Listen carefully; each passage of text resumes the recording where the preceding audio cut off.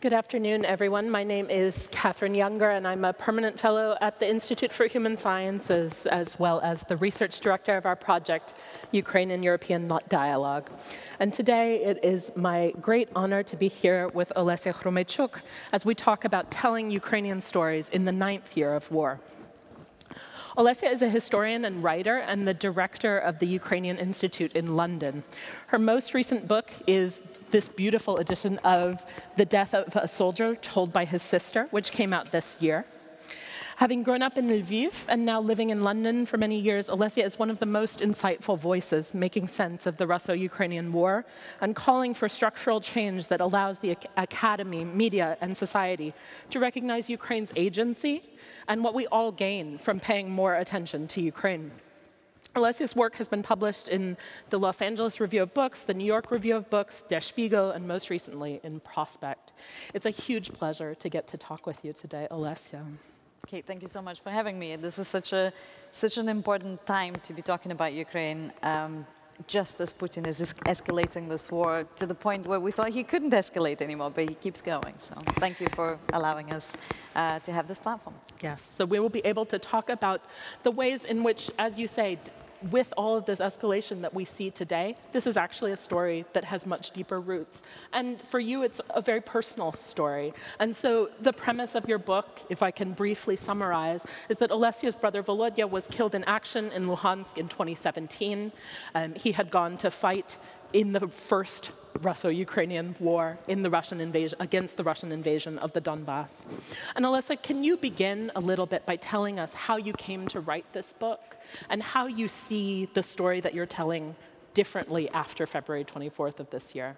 Thank you so much. Yeah, that's right. My brother Volodya decided to voluntarily join up in 2015. He wasn't a professional soldier. If anything, he was quite disillusioned by the armed forces after his experience of military conscription in the 90s. He served as a young man. And after that, he came home and said, I'm definitely not becoming a professional soldier. But obviously, you know, decades later, he changed his mind. In 2015, he was an artist. He lived in Western Europe. He lived in the Netherlands for a long time. Aha, it's banging against the mic. Is that better? Yeah? Okay, is that better? Is it still clicking? Is that better? Women have all sorts of restrictions imposed on them. I can't even wear my earrings freely without them interfering with my talk. What was I saying? Yes, but thank you. So he decided to volunteer. I don't know entirely why he decided to volunteer, but I think peer pressure was something to do with that. I mean, peer pressure in the sense that, you know, he was in his late 30s at that time. He was 42 when he was killed. And he saw lots of people, young men and women, come back either dead or injured from the front. And he must have thought, well, I'm going to, you know, I'm going to do something about this in a way that I can. So he joined up. And when he was killed in action after 2 years of serving, or nearly 2 years of serving, the loss, the grief was really difficult to process. So when you ask about how this book came to be written, it was written in stages, and the stages were sort of slightly unexpected. The first thing I didn't think I was going to write or talk about it at all. And then I decided to try and write for the theatre company that I have in London. So I started to write little sketches of some of the experiences. One of the first things that I wrote was trying to buy army boots for him, which was quite a saga to get the right size, the right type of army boots that he wanted. At the time, Ukrainian army was still struggling with provisions, including uniform boots and so on. So I wrote that sketch, I brought it to my theatre company, we started to play around with it, and we realized that we can make a documentary piece out of it. And that was the first stage of writing. We did that, we performed, and after we completed performing, which also coincided with the beginning of the pandemic, so we couldn't continue performing anymore, I realized, you know, that I went quite far with exploring my grief and this war, but not really as far as I perhaps ought to have done. It was also the time when I felt very strongly Ukraine fatigue, not just descending, but being firmly upon us, totally consuming us. Nobody knew that the war was still ongoing. People were surprised when I mentioned it. Everybody, you know, the better informed people thought that it was a frozen conflict. The people who were even less informed thought that it had been over for a long time. So I thought, okay, I need to write more. I wrote over that summer. It was a sort of writing frenzy. It's almost like I couldn't help myself. I had to keep writing. And then the final chapter, so this edition that you have here, the 4 chapters are brand new, and I wrote them since the start of the full-scale invasion. And that is me trying to process how the first 8 years, you know, how are they connected for all of us, for Ukrainians, but also for people. I mean, I live in the West, so for people who observe this war from the outside, how do we make sense of them together? Because obviously for us, the war did not start on the 24th of February, 2022. It started in 2014 with Russia's illegal annexation of Crimea, and then the aggression in Donbass. So yeah, that was the final stages of writing. And what I would love to hear, if you're willing to read for us all now, is one of those new chapters that you've added since then. Absolutely, with pleasure. Okay, I'm going to read a chapter called "An Opportune Moment." I'm going to stand up so you can see me as well as hear me, and hopefully my earrings won't make any noise. Okay, an opportune moment. Things have changed since the full-scale invasion of Ukraine. On the 24th of February, 2022, the contours of the map of Ukraine lit up on TV screens all over the world. The country was being placed on the mental map of viewers who were watching Ukrainian cities and towns being bombed more or less live. The journalists who had been sent to Ukraine a few months prior, as the Russian troops had been swarming around the country's borders, finally had the picture they came for. Explosions on the horizon of the ancient city of Kyiv, a capital city so similar to the ones from which their viewers were watching these war reports. When I first arrived in the UK, most locals didn't have a clue where Ukraine was, and the knowledge of those who did was limited to Chernobyl and Shevchenko. Not the 19th century romantic poet, the founder of the nation, Taras Shevchenko, but Andriy Shevchenko, a footballer who was popular at the time. When the Orange Revolution happened in 2004, the map of Ukraine briefly appeared on TV screens of Westerners. Reporters who were frequently based in Moscow and had little knowledge of the country they were actually reporting on painted Ukraine as split between pro-Europeans and pro-Russians. In 2014, Ukraine's life on the Western screens was more prolonged than 10 years earlier, but the narratives were still oversimplified and heavily influenced by Russian propaganda attempts to discredit Ukrainians' fight against authoritarianism. Ukraine continued to be misunderstood. It was just too complex to get one's head around, and at the time, there was no pressing need to get one's head around it. The occupation of Crimea and Russian aggression in the Donbass brought Ukraine back into newsrooms. As Ukrainians kept losing lives in the fight for their territorial integrity, they were gaining clarity of vision about the country they were building with blood, sweat, and tears. But having expressed its deep concern, the world moved on. Ukraine fatigue descended until the full-scale invasion of February 2022. When things began to change, and the world decided that it was time to discover this terra incognita. You've been in touch with us before with some ideas for collaboration on a project on Ukraine, haven't you? I heard this question from the program manager of yet another important Western cultural institution that had decided to do an event on Ukraine, but had quickly figured out that it didn't have the in-house expertise to make sure they got it right at such a sensitive time.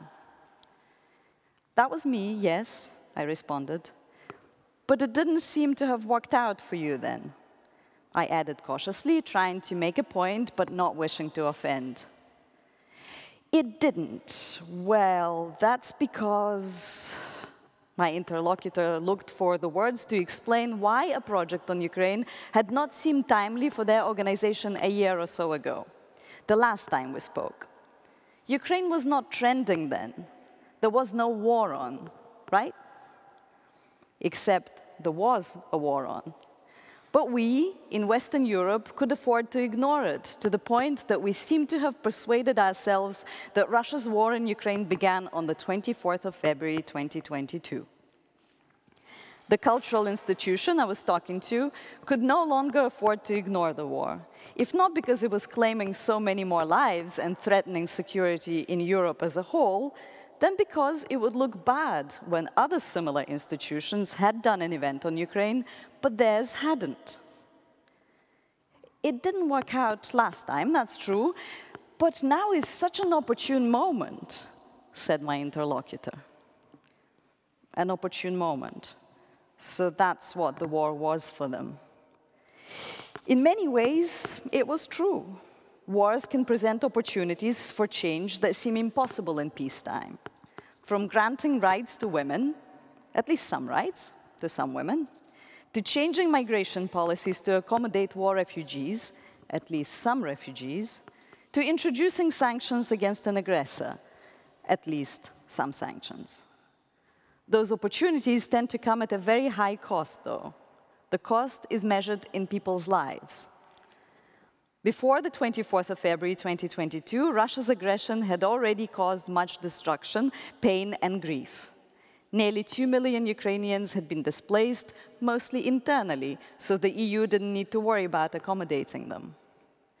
Russia had occupied 7% of the territory of Ukraine, which meant that people in Crimea and the Donbass were living in constant threat of being kidnapped, tortured, or murdered if they opposed the regime, or if the thugs in charge of their cities decided that they wished to appropriate their flats, cars, or businesses.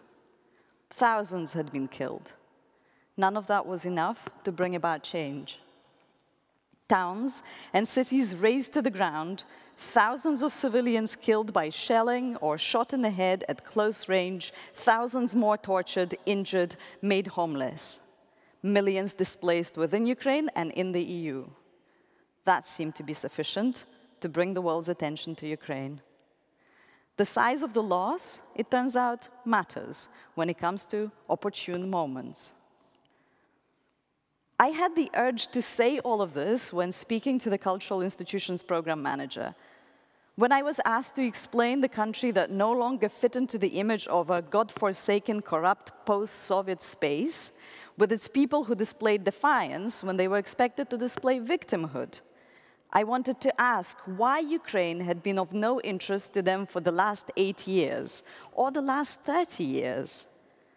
But I didn't. Instead, I asked how I could be of help. I had to recognize that for Ukraine, too, this was an opportune moment.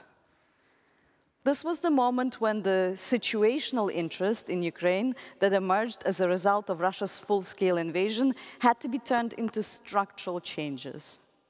These changes were needed not only to finally get to know Ukraine as it really was, and not as Russia presented it, but also to understand the challenges that Russia's aggression presented to the wider world.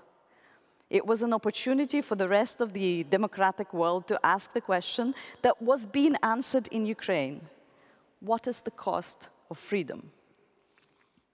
This was the moment when, having shown the world its resilience, self-reliance, and collective strength, Ukraine had to stop being the object of patronizing lecturing and become a subject with experience that was of existential value across the world.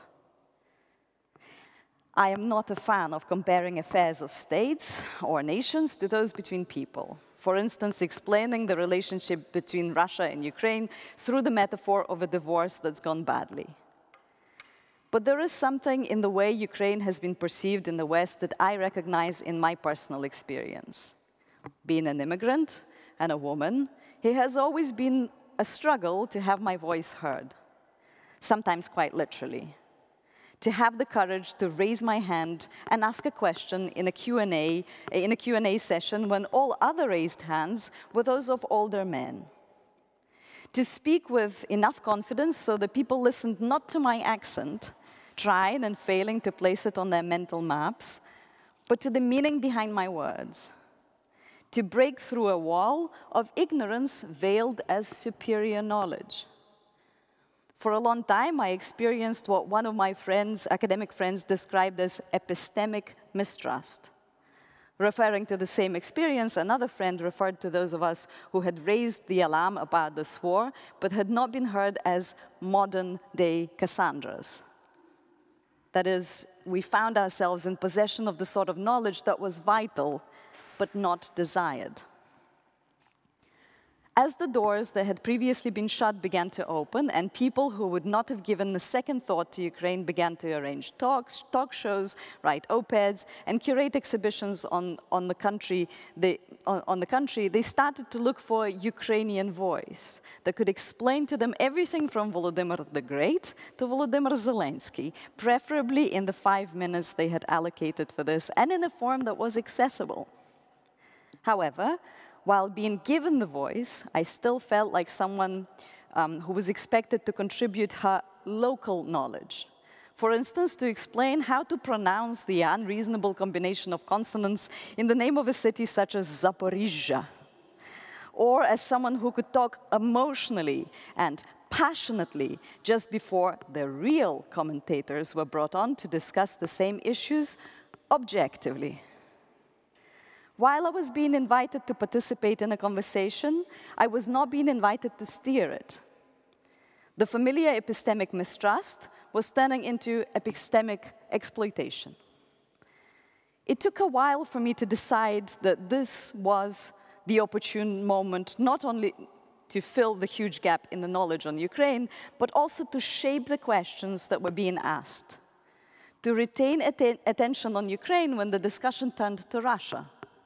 To promote Ukrainian anti-imperial literature to those who bemoan the decolonization of Pushkin, Tolstoy, Dostoevsky. Not only encourage the epistemic trust of Ukraine, but also reveal the epistemic value of the experience possessed by the country and its people. The country that surprised the world. The international community gave it 3 days before it would fall to Russian aggression. Instead, we witnessed the unprecedented resilience of the state and astounding defiance of its people. For those people, the lines from Shevchenko, the poet, not the footballer, were not some dusty words pulled out of a drawer once a year to be recited with pathos beside a monument.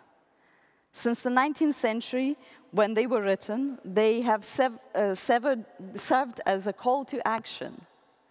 In 2014, when Shevchenko's portrait, creatively dressed as one of the protesters, peeked through the barricades on the Maidan, they were reminders that the fight was just. Since February 2022, they are a statement of fact. Keep fighting, and you will prevail. God himself will aid you. Truth and glory stand beside you, and the holy freedom. The Ukrainian people have no tradition of venerating their political leaders. Unlike in Russia, politicians lose the support of their disillusioned electorate as soon as they betray their promises, which is very quick, to be honest. What Ukrainians do revere is freedom. This value of freedom was shaped by the lived experience of generations who were forbidden from speaking their language, or even perceiving it as a language. Denied statehood and thus political representation, whose culture was belittled and misunderstood. The culture that expressed the urgency of freedom from external colonizers and internal oppression for the nation's survival. But if it is spoken or recorded in a language that isn't really a language, why bother exploring it? Epistemic mistrust of the entire nation, its people and culture created a gap the size of 230 square miles, about 2.5 times bigger than the UK. I'll let you do the calculation when it comes to Austria. If this gap is filled with everything from Pushkin to Putin, how will the epistemic mistrust be overcome? how will it be understood that for Ukrainians, freedom is not something to be taken for granted, like it is for some people west of them, or something to be feared, like it is in the country to the east? It is something to be experienced.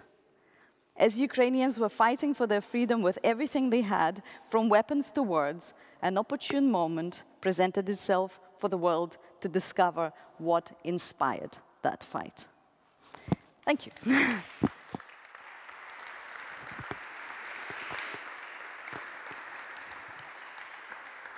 You know, this passage that you just read, I think, demonstrates one of the things that's so remarkable about this book is the way that you bring things from the personal to the national, to the global, right? And I think that that's really impressive. So there's a few things that come up, themes that come through in this beautiful book that I think are worth exploring and helping us understand what's going on here. One of them has to do, and this goes back to what changed after February, right, is to some degree the scale. The experience that you had had personally with your brother's death is now being experienced by everyone in Ukraine to some degree and the broader world. So one of the themes that you explore is this dichotomy between, on the one hand, you know your brother as a civilian, right? You know him as an artist, you know him as a jokester, you have this image of him, and then you're confronted with the reality of him as a soldier after his death in some ways. And this is something that we're seeing more Ukrainians across the border having this experience now, right, of finding themselves in this position of dealing with military much more on a daily basis. And I wonder how you see that changing Ukrainian society and Ukrainians. Yeah, that's such an excellent question. I also admit fully in the book that, you know, I was extremely critical of militarization before. I wrote a lot. I mean, I'm a feminist. I'm a scholar of gender and war.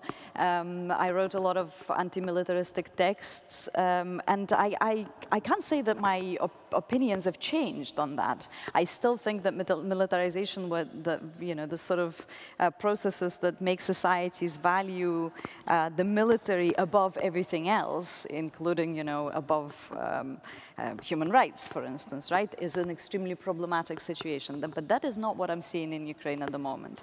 In fact, the case of Ukraine has proved me wrong on several occasions in my academic study of women and the military. I'll start with the women. Why not? It's a nice case study to kind of show you how society is changing. So when Russia's war against Ukraine began in 2014, a lot of women went to the front to serve, but our legal restrictions were such that prevented women from serving legally. They were either there completely illegally because the occupations that they occupied were not legally available to them, or semi-legally, so they would be registered as some kind of seamstresses or administrators, but actually were snipers and fighters and so on. And that has changed, and I had a lot of discussions with servicewomen at the time saying, look, by joining the army, you're just going to legitimize this patriarchal institution, nothing's going to change. I was proved wrong quite quickly. The law began to change a lot, and they are fully legally now. All the women who are joining the armed forces now can do so completely legally, and they are just as protected as the men. 35%, if I'm not mistaken, of the armed forces are women. 15% of service people are service women, so that's a huge percentage, and that shows you the change. And the reason why I'm explaining you, I'm trying to answer your question through that case study is because that's quite telling. Our professional army is relatively small. So who we see fighting at the moment are citizens, are civilians who have jobs, who are IT specialists, who are artists, who are theater makers, who are cleaners, who are anybody and everybody, right? And they are the ones who have joined the armed forces, whether it's territorial defense or the actual military units, because they are defending their land, and they can't wait to go back to their civilian jobs. Believe me, a lot of them want normal life, normal civilian life. So the switch between citizen and soldier is not so easy to negotiate now. That's one thing. The other thing is that society as a whole is involved in this war. Whatever you are, whoever you are, whatever your job is, you find a way to contribute to the war effort by volunteering, by contributing money, by, I don't know, after work going and doing some masking nets, whatever it is that you can do, you do. And if before I spoke about or criticized perhaps the situation with volunteers in Ukraine as unsung heroes, you know, if they were ever celebrated, it was as unsung heroes. Now it's different. They are totally recognized for the contribution that they make. So I think that's the major change that I've experienced, and we should all be looking at Ukraine to learn from how the entire country, entire society is fighting in this war. And, oh, I can hear it now, yeah. I will take it off. Yeah, because it shows you how Ukraine is I like that phrase a lot, a network nation.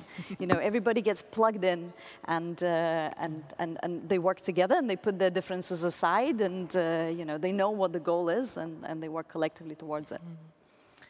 Another theme, you know, probably the centerpiece of this book in some ways is your travels back to Lviv for your brother's funeral to deal with the paperwork surrounding his death, all of these sorts of things. And one of the things that you tell about very strikingly is the mythologization that's happening of these veterans, of those killed in action, right?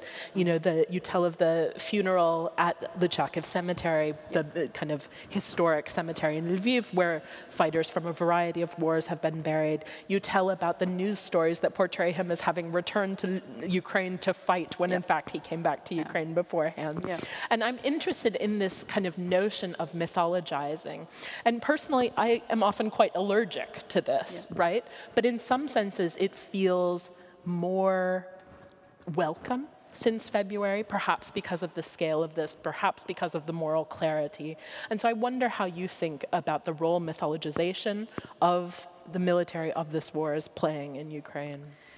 Thank you. So I always understood the role of heroic narratives. Again, I was critical of them, but I understood the function of them. The function is to allow societies to process trauma in some kind of way, right? And I've just been to Ukraine. I came back a couple of weeks ago. First thing I did, I went to my brother's grave. And when I got to the military pantheon, for those of you who know Lviv, the Charkiv cemetery is this grand cemetery, the main graveyard of the city, and there's a large part of it is a military pantheon. And it was full. There were new graves from this stage of the war, but it was full, that's it. No more soldiers can be buried there because there's no more space. And they started to be buried outside of the cemetery in this huge field where the Red Army soldiers of the Second World War had been buried. And I counted 100 new graves. These are just the natives of Lviv, not the oblast, not the region, but the city.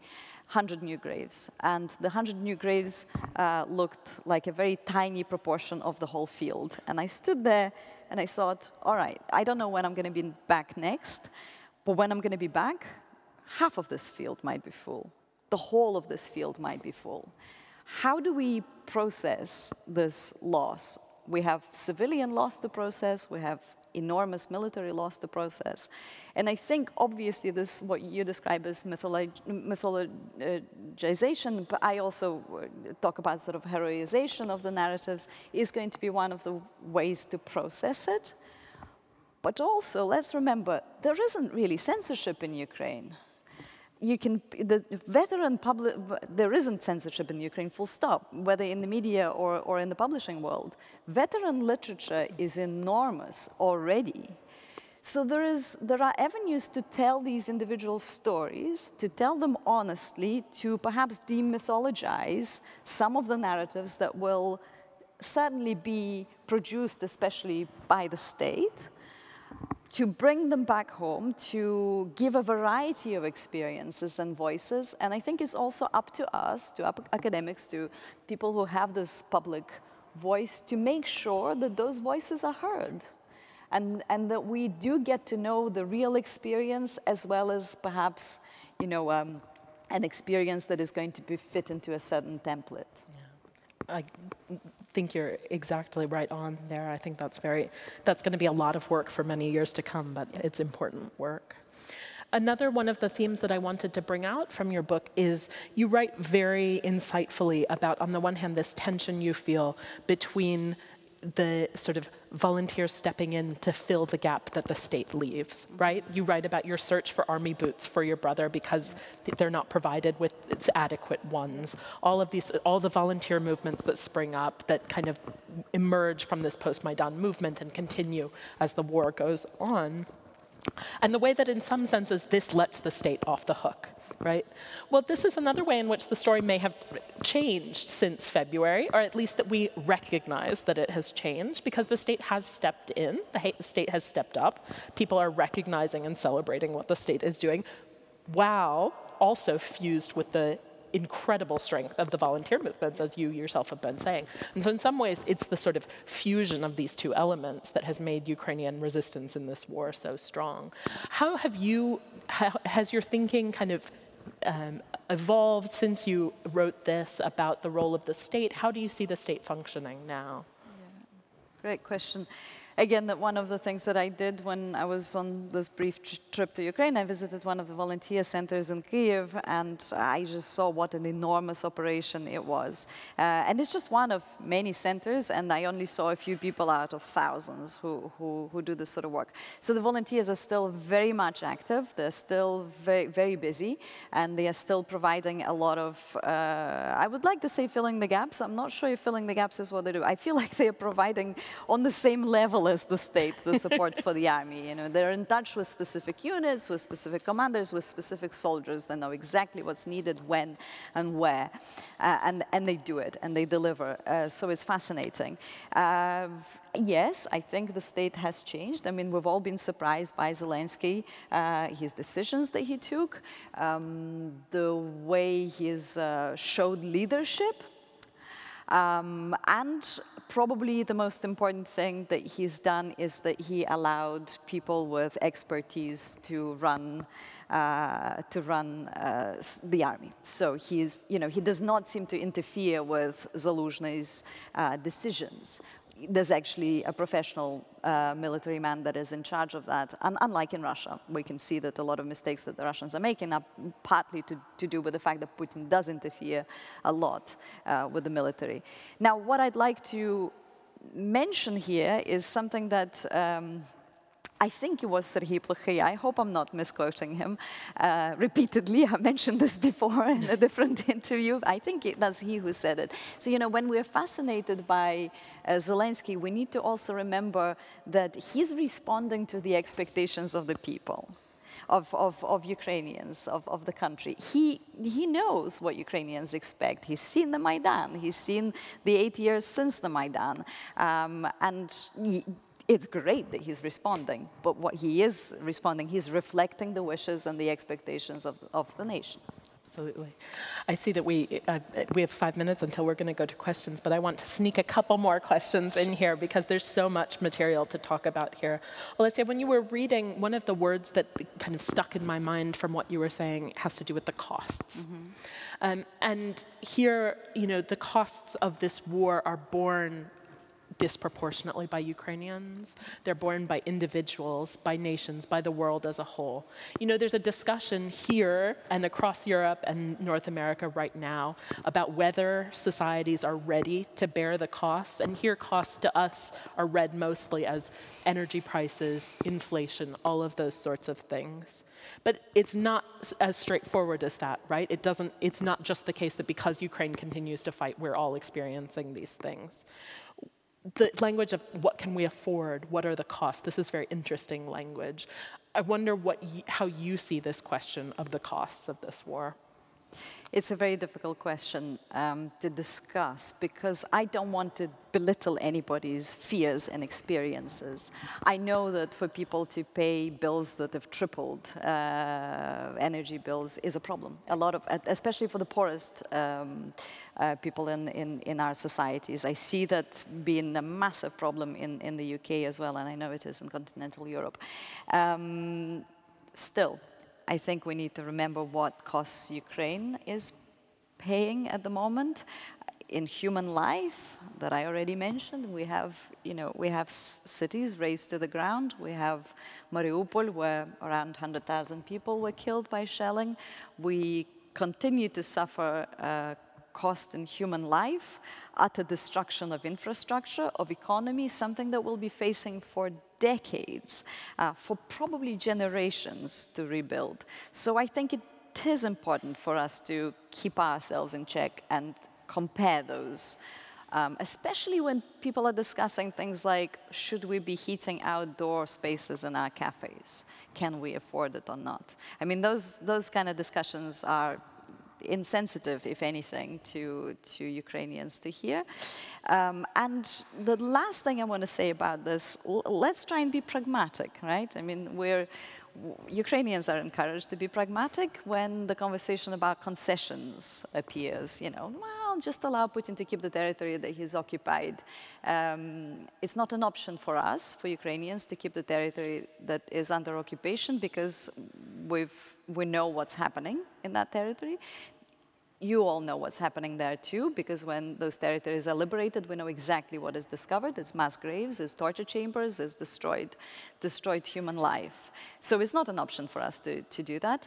But also, it's a really short-sighted strategy, because we've already allowed him to keep the territories that he occupied in 2014. And what happened? He escalated. It's a green light to a dictator to say, yeah, all right, we allow you to keep what you stole. He'll keep stealing, he'll keep going. It's a really short-sighted proposal, and it's not going to solve our problems either. It's not, nuclear blackmail isn't going to go away, and energy blackmail isn't going to go away by encouraging Ukraine to surrender. It's just not pragmatic. The final thing I want to talk about before we open up here is returning to the theme of the Humanities Festival this year, the Age of Uncertainty. I mean, I think there's a lot of talk of uncertainty, especially in the face of threats of escalation, of actual escalation in terms of announcing the annexation of these parts of Ukrainian territory. But in fact, as I hear in how you're talking here, there's actually a lot of certainty in some senses for Ukrainians. Yeah. Right? A recognition certain things are simply not an option. There is a moral clarity about it, a commitment, a recognition that no, this is the way that things are. And this is one of the seeming paradoxes of this war. On the one hand, now for over 8 years, Ukrainians have been living with great uncertainty as to how this war is going to develop. And yet on the other hand, there's increasing certainty, perhaps, about their commitment to their state, its future, what needs to be done. Yeah. And I wonder how you see that as we enter these coming weeks of uncertainty. I think you just answered my question, Kate. Thank you very much. Yeah, basically, in my view, seeking certainty is a privileged position. We're not in that position in Ukraine. We've been living in profound uncertainty for a very long time, especially for the last 8 years. And I think because of that experience of profound uncertainty, Ukrainians have figured out what matters. And what matters is the survival of statehood at the moment. Because without statehood, there's occupation, there's complete dismissal of the rule of law, there's a destruction of what's been fought for so long. And yeah, I guess the only certainty is in that we'll fight until we win. Until it's necessary to preserve the country, to make sure that it survives. And that certainty keeps people going. I was telling you that I was meeting volunteers, people who have been really involved in the various aspects of this war outside of the trenches. They're exhausted. They're absolutely exhausted. I've never seen such burnout in my life. But they are certain that they have to keep going, and I think that's what keeps them going. Thank you so much, OLESYA. Thank you, Kate. All right, we now have some time for questions from the audience. We will go ahead and try to collect a few questions so that people can make sure to get their questions in if they would like. Please just raise your hand and we'll get a microphone to you. Oh, yeah, Kirsty, go ahead. Yeah. Yeah, I think one of the most amazing things that's happened in Ukraine over the past few years is the mobilization of civil society, which you touched on. And perhaps you could talk a little bit more about that, what the secret is behind that, you know, if you like, and just the extent of it, because I think it is, you know, quite extraordinary. Thank you. And then Ksenia, back a couple. We're going to collect a couple, so. Yep. Olesya, thank you very much for reading and for talking. And Kate, thank you very much for great questions. And Olesya, I totally admire the way you speak and the way you weave your thoughts and the way you're sure about what you're talking about. And actually, I also admire the way that academics put some words in the way that it's heard by the people on this really high level. And there's a word that I was thinking about, and it was mansplaining. This is something that I can't really personally, it's really hard for me to deal with. And I would really like to ask you as a public person, as an academic, as a great speaker, as a writer, do you have any, like the recipe, whatever, the way, the recommendation, how to train yourself to deal with this kind of stuff? Thank you very much. Do you want to go ahead and take those two? My goodness, yes, I'll give it a try. Thanks so much for that question. I love talking about that, to be honest. The practical thing, I suppose, it kind of really escalated 9 years ago now, the Maidan. Civil society had to replace the state. Yanukovych ran away, and there was power vacuum, and it was really important to keep going, not to let the state collapse. And I think those 3 months of protesting really allowed people to organize themselves into lawyers unit and makeshift hospital, because you couldn't, often people were kidnapped from hospitals by the riot police. So, either there would be a guard outside of the hospital making sure, civilian guard, right, unarmed, and making sure that their fellow protesters who were being treated would not be kidnapped, or they would make their own hospitals arrangements and so on. So they recreated, the protesters recreated the state to a large extent, and those groups stayed on, and they continued to work really well after the start of Russia's aggression in Donbass and occupation of Crimea, and they just evolved and started to also hold the state institutions to account, making sure that the officers that were there to do that kind of work were doing that work. I think that's something that was profoundly misunderstood in the West, that society changed a lot in those 8 years. Because I often ask various colleagues that I meet, not just colleagues, but politicians in particular, why did you mistrust Ukrainians so much on the 24th of February and just before, with weapons, with help? Why did you think we were going to fall in 3 days? It's an odd thing to assume. For me, it was very surprising that people were so sure. And they focused on corruption in state institutions, in the army to some degree as well. But they missed this change in civil society, which I think was an important developmental stage for Ukrainian society, for Ukrainian statehood. But I'd like to also mention that these things don't appear overnight, and the reason why it was there in 2014 is because we've had several decades of making our voices heard before that. And frankly, we have a culture of that kind of resistance. So often, Ukraine is dismissed as an ahistoric nation. Oh, it's a new nation, it's only been around as an independent state for 3 decades.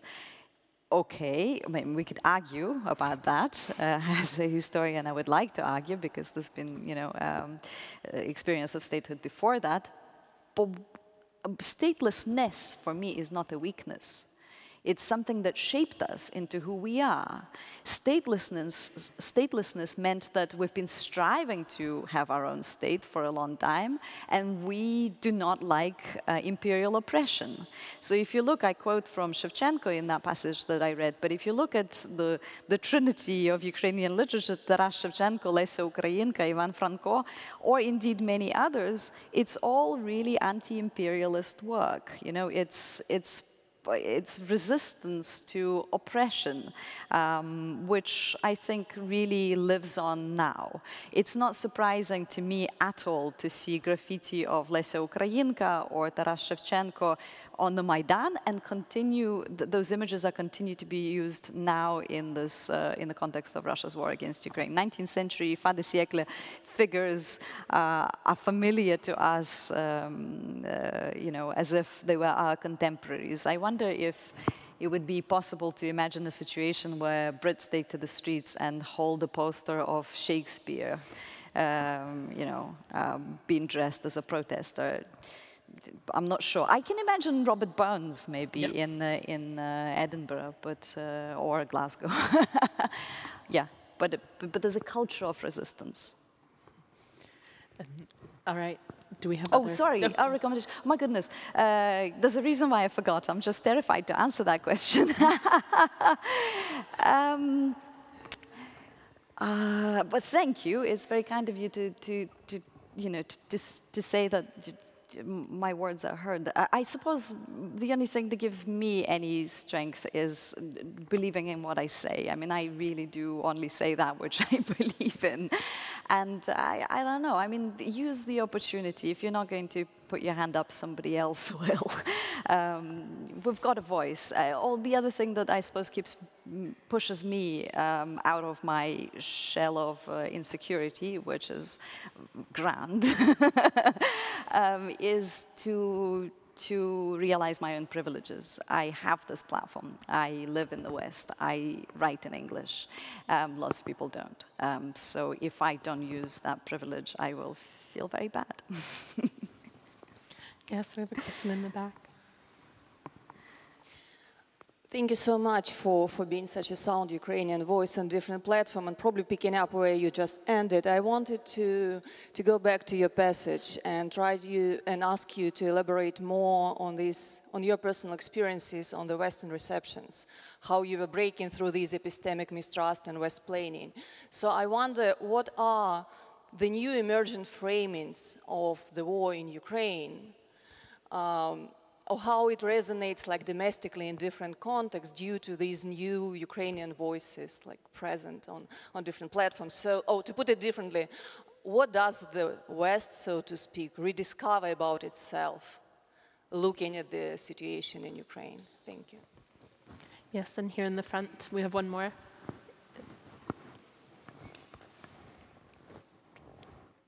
Thank you very much indeed for a most fascinating presentation.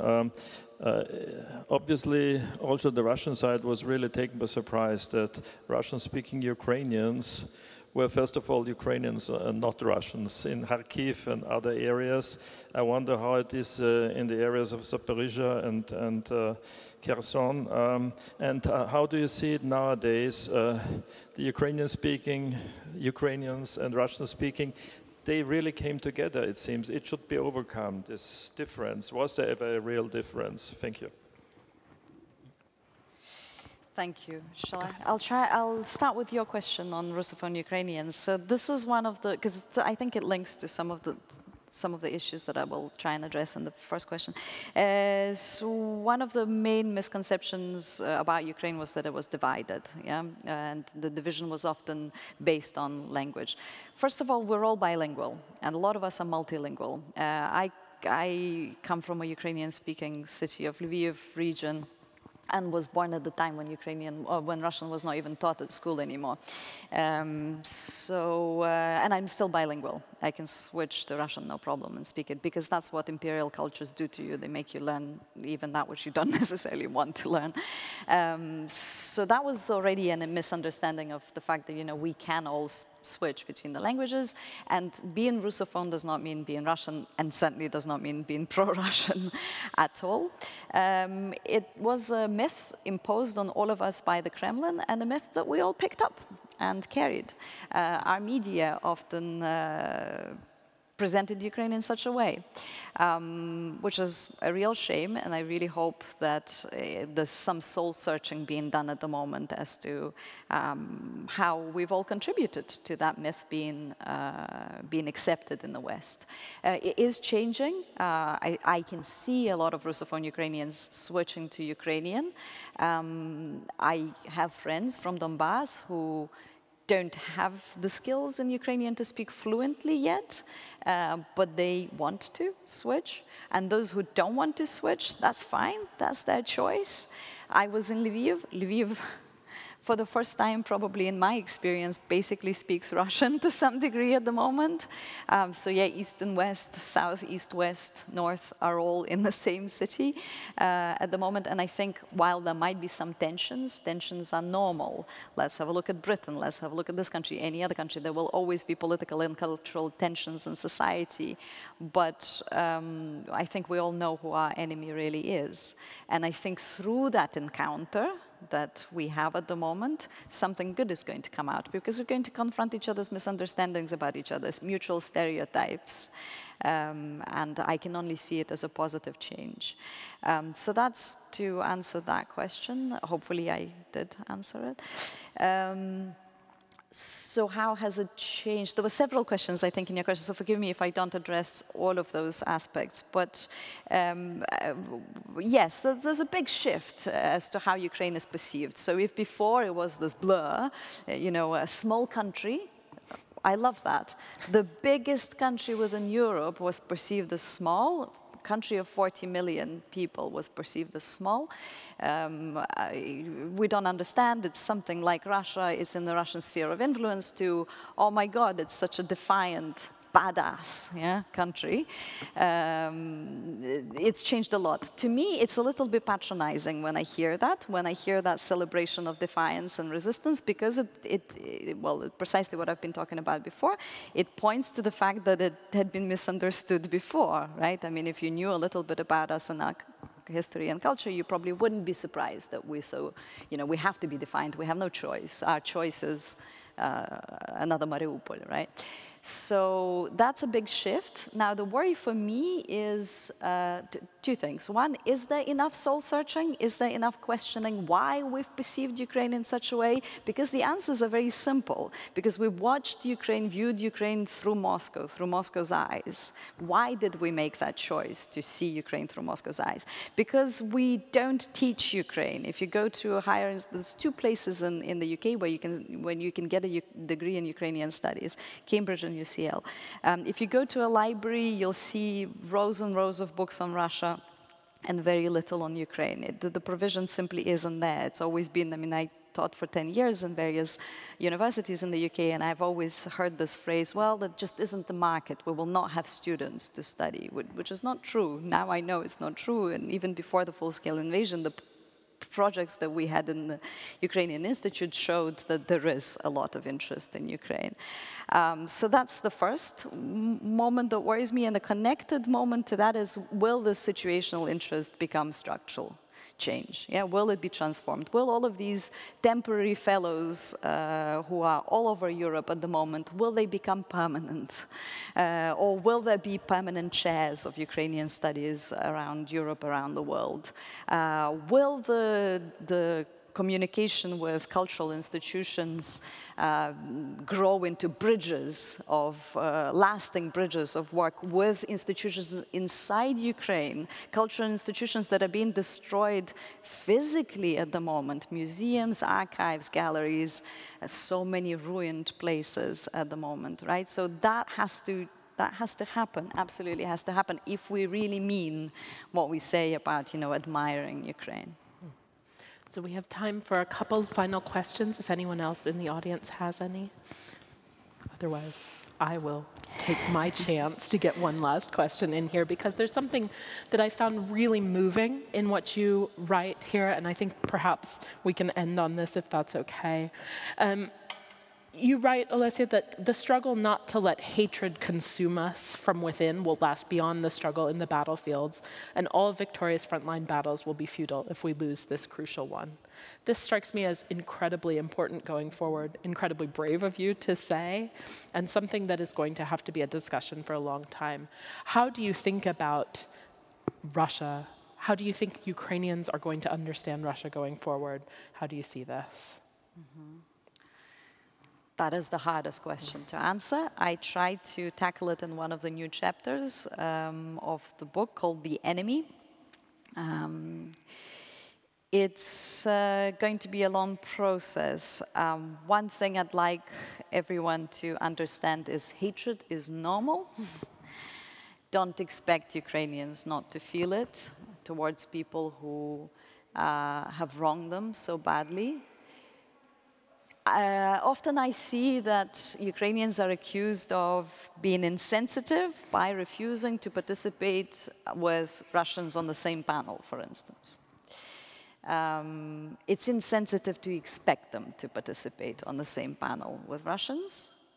It's insensitive to expect them to forgive, to reconcile before there's justice. Justice is an absolutely crucial element for us to be able to one day move on. And I'm not even sure if it's going to be possible for this generation to move on fully. I doubt it. But it's also our responsibility, all of us here, to ensure that that justice is administered. In terms of hatred as something that I carried inside me, and I can only speak for myself because it's such an individual, difficult experience to go through. I noticed that unless I was able to channel it into something useful, efficient, that's what I tried to describe in that chapter, I could get it out of my system and channel it into something efficient to bring about Ukraine's victory in my small way. It was consuming me from inside. And at some point I thought, okay, hatred is ineffective in my fight for Ukraine. So I'm going to try and reduce it or channel it as much as I can. But it's normal to feel it. Yep. Yeah. Thank you. I think that that's really insightful, and that I think that the important thing here is that this is about Ukrainians' own experiences and perceptions of the world and how they're dealing with that. So, absolutely. OLESYA, this has been extremely insightful, extremely thought-provoking. Thank you very much for writing this book, for talking with us today, and for being here. Thank you. Thank you all for allowing me to be here. Thank you very much. Thanks.